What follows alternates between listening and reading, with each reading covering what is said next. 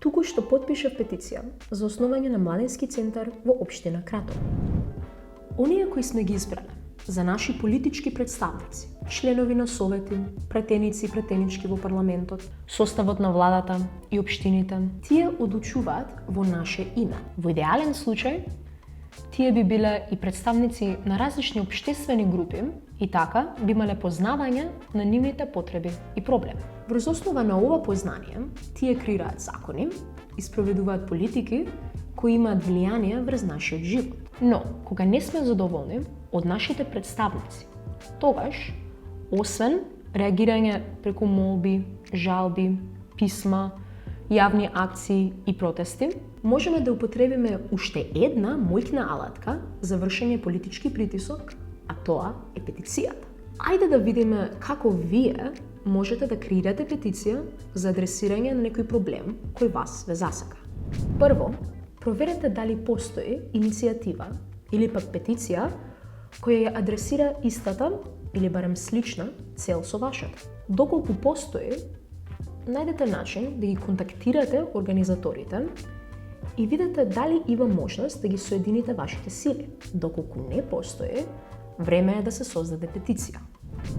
Дефинирајте ја целта која што сакате да ја постигнете со вашата петиција, односно што конкретно барате. Одредете ја вашата таргет група. Кој ќе се потпише на вашата петиција? Млади, родители, наставници, образложете ја вашата цел. Следната фаза ќе биде собирање на потписите. Неопходни ви се што повеќе сојузници кои ќе ја промовираат петицијата во своите кругови. На некои луѓе ќе мора да им се јавите и телефонски или да ги сретнете во живо, за да го добиете нивниот потпис. Ги собравте потписите. И сега што? Мора овие потписи да пристигнат до релевантните институции за прашањето. Кога доаѓа до отварање на младински центар, тоа би била локалната самоуправа на општината. Зачувајте ги потписите во електронска форма или, ако е потребно, во печатар. Поопширно образложете ги целите на вашата петиција и потрудете се лично да ја доставите до одговорните лица. Тука не завршува битка. Ако не го добиете саканиот одговор, има цела палета на демократски алатки со кои можете да извршите политички притисок.